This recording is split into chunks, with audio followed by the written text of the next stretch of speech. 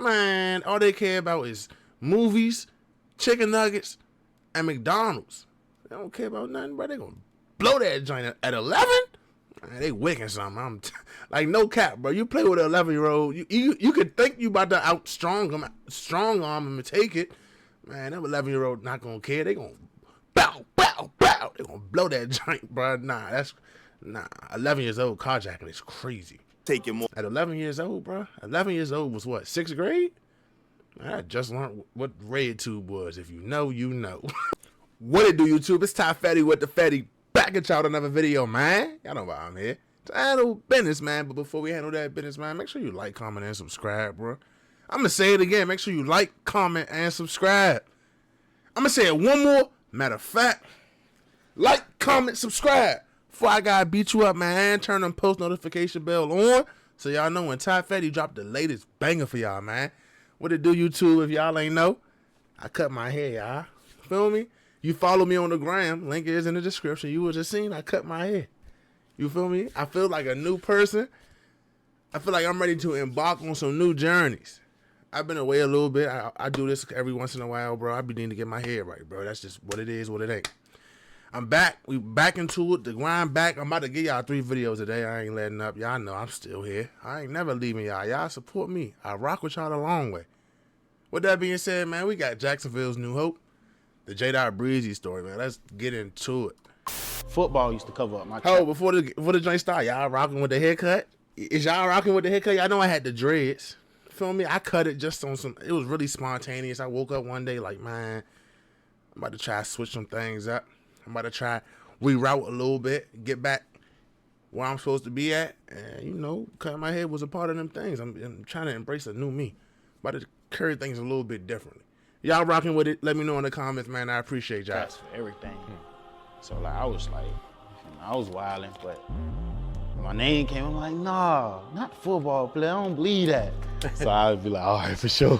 People don't understand, like, around high school, if you wasn't playing sports or you were smart, or if you didn't have nothing going for yourself, you wasn't in tune with school activities, you was considered a bum. I just wanna thank God. This just show you that God real. We back-to-back state champs. I just want to say that I did it for my granny, you know? It's just very emotional feeling. I just don't know how to react to it. The type of person I am, bro, I don't say shit to people. I ain't no shit starter. But once you start it, right, you're gonna do everything to end it. And that's not even the ops neither. The cops. Yeah. Right. Yeah. One thing a lot of people misinterpret is they think because you play sports that you just a pushover, that you sweet, bro. I know a lot of niggas that was nice at sports that'll really wick somebody, that'll go wick something. I'm telling you. Just because you good at sports don't mean you a sucker. I don't know where that connotation came from, bro. But just because you good at sports do not mean you a sucker, bro.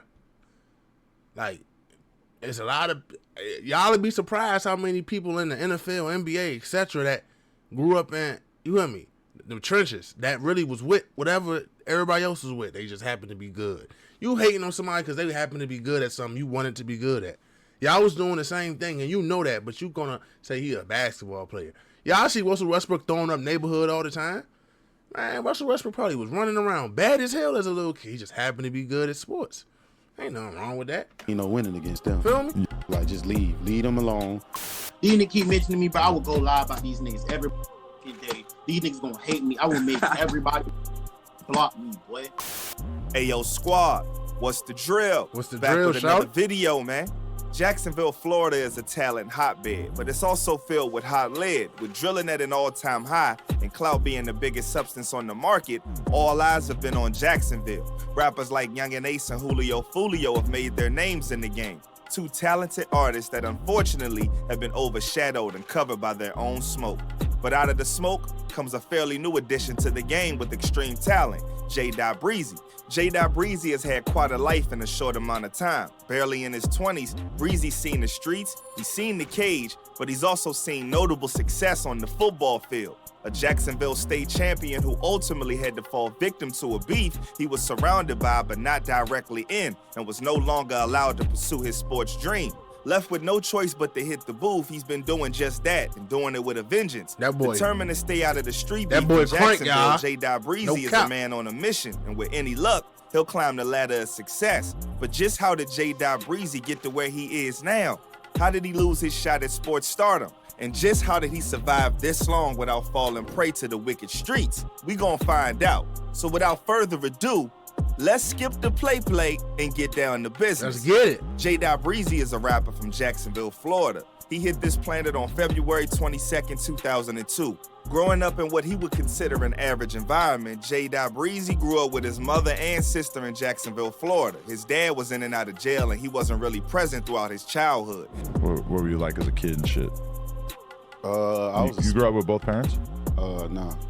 Like, I had my dad in my life, but he was like in and out of prison, in and out of jail and shit. Okay. Like, Since the age of 11, Breezy was dabbling with the mic. Him and his homies would listen to underground rap from Detroit in particular. That was his favorite rap, and he was heavily influenced by rappers like V's and Babyface Ray, who was still bubbling locally when bro was coming up. everybody got on it late. We was already on that shit. We was already listening to V's and Babyface Ray and all them. Yeah. Like, we was already listening to them niggas, bro. So it was like I picked up on that shit. If you really listen to his music, the influence is actually quite clear. JDot was not the usual youngin' in his hood. He actually was gifted at sports. Before he started to bang, he was already earning stripes with the gridiron gang. Football really was his calling at one point. Bro, in high school, if you wasn't playing sports or you were smart, or if you didn't have nothing going for yourself, you wasn't in tune with school activities, you was considered a bum. Facts. You feel me? I can You was- agree. That's a fact. Like, especially where I'm from, bro. If you ain't play sports as a youngin', even like high school, like it was kind of like a weirdo. Like you wasn't none. Like everybody wanted to be good at sports, bro. Everybody had hoop dreams. Like, feel me? Even if you knew for a fact you wasn't going nowhere with it, bro, you supposed to go try out for that basketball team, try out for that football team, bro. Like that's just what made you cool, bro. Like in high school, bro, if you was one of the niggas smoking before school and doing all this dickhead shit for like really dickhead shit, bro, you was a jackass. Like you wasn't none. You wasn't cool. You used to be like, bro, you bad as hell. Like you a delinquent, bro. Everybody wanted to play sports, bro. That's a fact. Like, and if you say you didn't, bro, you lying, bro. It's at one point in time, everybody looked up like wanted to play sports, but they wanted to be cool in sports, bro. They wanted to be good at sports to be cool in school. Feel me? Like that's just how I went. Agree with that. considered a bum. So, you feel me? I was in tune with sports because you feel me? I liked it. I love sports. I still love sports to this day. You feel me? So I'm more in tune with that. So that's what I was into. That's the only thing I was into in high school anyway. Even though he was gifted, nowadays people don't focus on that and try to instead choose to clown on bruh for doing sports. I guess people figure it's only one type of field you could practice on to get credit in these streets. There were claims that he didn't really live what he was rapping. Okay, and people give you a hard time for playing sports in your past, Yeah, as if you're not what you rap about because you used to play sports. yeah. And you as though, well, what I took from that kind of got under your skin a little bit.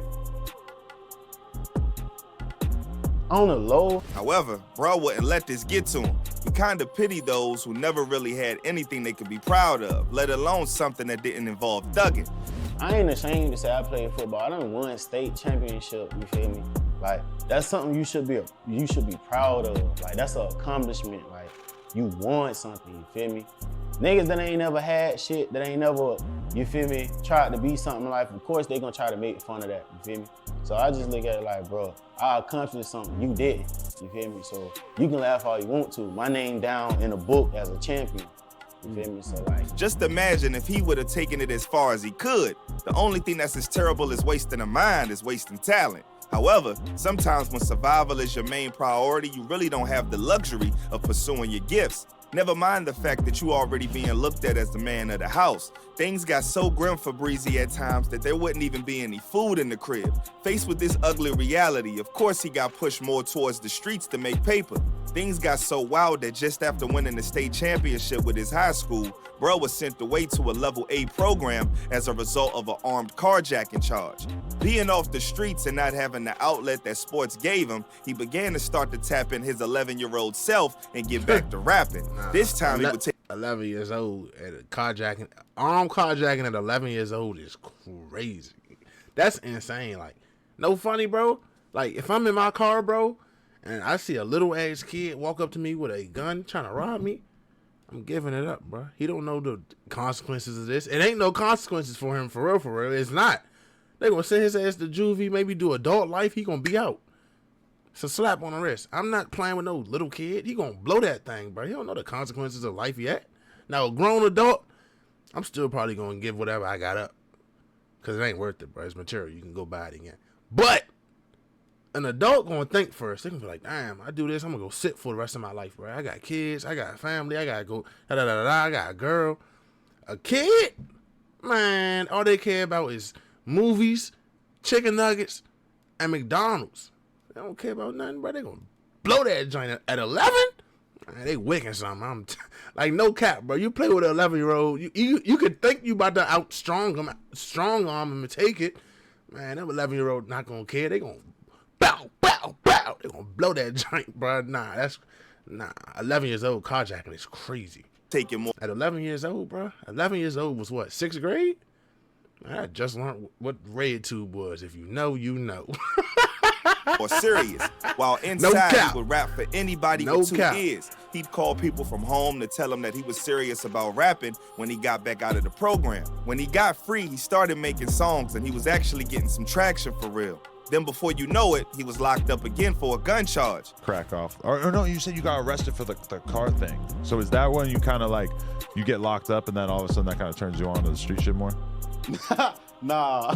Oh, that's kind of what I was assuming. Nah, like. You know, I bet that people that were clowning him for playing sports had nothing to say at that point. I know for a fact they wasn't clowning him for getting locked up and not playing football. You know why? Because as long as he was getting locked up for stupid BS, they didn't have to worry about feeling inferior for not having anything special going for themselves. Hate is funny like that. Luckily enough, JDot got out in time to still be in high school, telling his coach that he was done with all the BS. His coach responded, you either gonna pick one or one gonna pick you. As soon as he was released, he dropped first week out with his ankle monitor on. Before he knew it, the song had hit 400,000 views on YouTube. Damn. Unfortunately, even while being blessed with this milestone, JDot was truly at his breaking point. He got kicked out of his house after going at it with his moms and started living with his cousin.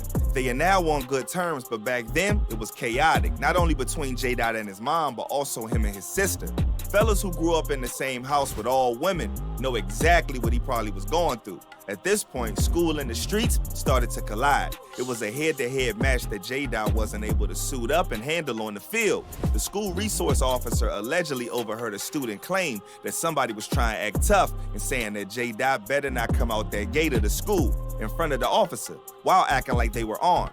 They then relayed the message to the front office and police were called. JDot was then picked up from school. The principal told him that there was a threat made against you and I need you to get off the school premises. We'll let you know when you can come back to school. So, hold on. So they made a threat towards, somebody overheard a threat towards JDot and they told him to leave school to go be where the threat is. What, bruh? What, fool? That don't work like that. Like, nigga, don't they go get the person who made the threat? Ain't that what's supposed to work? Talking about we can call you when you can come back to school. What you think they about to just go wait in the school for him to come back tomorrow morning? Like, what? See, folks, this is the importance of having good parents in your life, bro. That don't even make sense. My mom would have been like, bro, what? Bro, you're not about to tell him he can't go to school. Especially me playing basketball. Bro, you're not about to tell him he can't come back to school because somebody threatened him. Man, y'all better make sure he protected at this school. He here to learn. Y'all got resource officers. We had them too in our school, like 3 of them. You better make sure he protected in this school. Do y'all job? He'll be at school tomorrow, 8 o'clock sharp. I'll see y'all tomorrow. Thank you.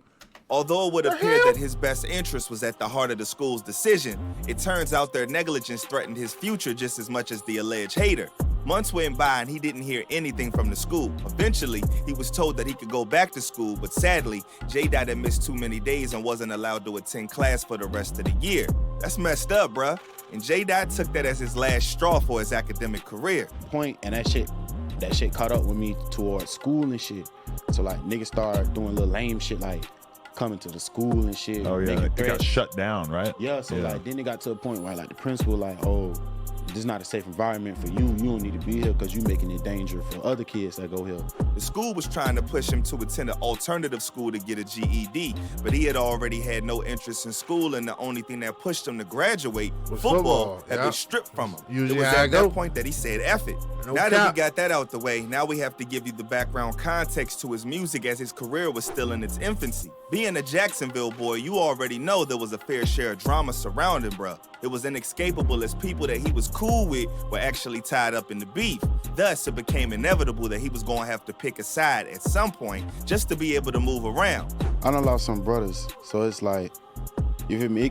It's not just one killing. You feel me? That'll be a turning point because it's like, yeah, it's the same pain, but it's like, you know, you feel different types of ways for different people. There are two main sides to this well-documented beef in the city. In one corner, you got Spinner Bands and Young and Ace and their alleged Squad 187 boys, the ATK. Then in the next corner, you got Julio Fulio, who's allegedly tied to the KTA. JDot Breezy started hanging around ATK and then when he was around 18, but he had been around them brothers since he was a child, even though they claim they didn't know who he was until recently. JDot was always the youngest in the groups that he hung out with. Supposedly back in the day, JDot Mom Dukes was best friends with another woman whose son lived where Spinner Bands was from in the east side of Jacksonville. JDot would visit them back in the day, and this was when he met Spin and with other members of the 187 boys when they first started spitting and all that. A long time ago, my mama best friend, like she like family, and her son is from where Spencer from, out east. And I used to go out there a lot when I was little, and I always used to see Spins. But this one, they was lit way back in the day, like way back. At this point, JDot was an innocent kid with no affiliations. He stated in an interview on No Jumper, I wasn't really on no gang-ish. JDot says he recalls these interactions with the group amazingly because the 187 boys were trying to make something of themselves. That was something that he didn't really see when he was coming up. At the time, Jacksonville didn't have anybody making it out of the city, and no one had the spotlight. The music scene was dead. It gave him hope. If they could do it, I could do it. Before going to prison for his strap charge, JDot was cool with both sides. It was while he was in prison that all of the Jacksonville gang shenanigans really started to go down. By the time he got out, it was World War in the streets of Jacksonville. JDot looked at the situation as, I'm cool with everybody. They beefing, but I ain't beefing. JDot knew that he would have to pick a side, and this was one of the reasons why he had to stay home from school. People on both sides would go into the school and make threats about JDot, even though he wanted no smoke. He ain't even started rapping about the streets yet. He had only dropped one song, no disses. The incident with the school impacted him to the point where he now technically was rumored to have gang affiliations, and it made it impossible for him to get a job. His only option was rap. He had no mentors. It was That just shit him crazy, and his brother bro. Rollo, who had his fair share of street life. You feel me? I had my big brother Rollo. He like family. He like my cousin. Rollo from Atlanta? Nah. Different Rollo. But he my cousin or whatever. But like he's just big bro. Right. You feel me? Like, cause I know big bro was in the streets and he was like showing me and bro shit. According to JDot, he never picked a side. He was forced onto a side. After his strap charge, people told him things like not to mess with somebody because they didn't mess with him. JDot wasn't like that. If that was the case, he wasn't gonna mess with either one of them. Rollo had grown up with Young and Ace and all his boys. Additionally, JDot grew up with Queso and his brother because their mothers knew each other. But so you don't stay in Jacksonville anymore, or are you still around? Nah, I don't stay in Jacksonville. Damn, everybody fleeing the city, huh? Yeah, it's just, bro, he ain't even. It's just really that bad? Yeah, it's not even. It was at this point that JDot worked on his first album, Creation. He went to the studio every single day to perfect his craft. I'm gonna be real, y'all. I'm sitting here thinking say I got different groups of friends. I got like 3 groups of friends, right? Just from me meeting different people in different times and shit, and I just get close to different people. I got 3 groups of friends, and say 2 of the groups of friends really start beefing, like they really beefing. I'm not picking no side, bro. Either y'all know I'm cool with both of y'all. Now, granted. If one of my friends in this group did some flaw-ass shit to one of my friends in this group, I gotta cut them off, bro. That's just how I go. That's just the law of the land. But if they start beefing behind a girl, behind something stupid, bro, y'all leave me out of that, bro. And if you don't want to mess with me because I'm mutual, that's going to show me who I need to mess with, period. That's it. That's all. That's how I should go. Feel me? If you don't want to rock with me because I'm not picking no side, I know what side I need to pick. That's how I go.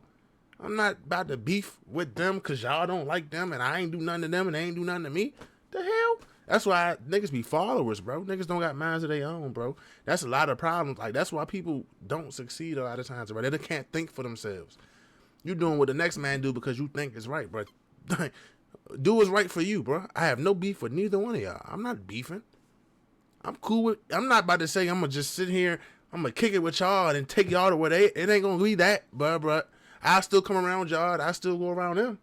Now, granted, like I said, if somebody did some flow ass shit, like somebody stole some, robbed some, they shot one, like then I'd be like, all right, y'all bugging. But if it's like I said about something stupid, and you don't want to mess with me because I'm not picking a side, I know where I need to be at. It's that simple. It grew boring, but he knew what he had to do.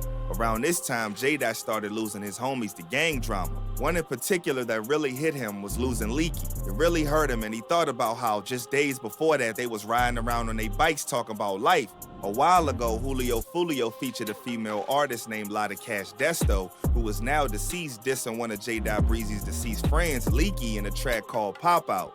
She didn't know Leaky personally. Was she not involved in this bullshit at all? But then she just does this video with him. Yeah, and like we don't know her at all. Like, we right. don't know her at all. Never heard of her. Never seen her. Because she's not from there. She's from Texas, so it's totally separate, right? No, she's from Memphis. Oh, she's from Memphis? I thought it was Texas. Okay, my bad. From here on out, it was JDot's turn at bat. When the news dropped that Desto had lost her life, Breezy took to the internet to poke fun at her. He was criticized but didn't show remorse immediately. Now he can admit that it might not have been the best thing to do. Yeah, like, I don't know. I mean, I could have been a bigger person than I said I ain't though. But he's Yeah, I feel it.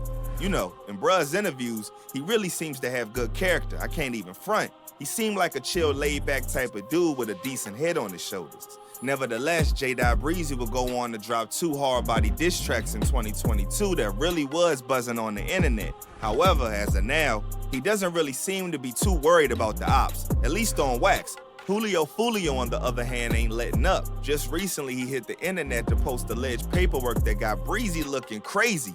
However, the story hasn't gained any traction, so Breezy ain't been paying it no attention, which is a very smart move. Whether the snitching claims are true or not haven't been confirmed as of yet, so we just gonna leave that where it is. I ain't heard that one. Oh, we might gotta go look that up, because I ain't heard that one. I heard about Spot 'em, got him. I ain't heard about JDot Breezy. Hold on. Nice try though, Fulio. Aight. Valiant effort. Since he came into the game, JDot Breezy has been dropping dope track after dope track, banger after banger. With a style that's as diverse as it is entertaining, bruh won't be missing anytime soon. The wild thing is, Breezy really just getting started. He hella young and most importantly, still independent. He has an extremely bright future ahead of him if he can stay out of the drama and not get tricked out of his spot. That's the key word, man. Don't get tricked out your spot, man. There's too much money out here to be made. That's how I go. With that being said, man, it's Ty Fatty with the Fatty. Make sure y'all stay smart, bruh. Stay dangerous. And I'm going to catch y'all next time. I'm gone.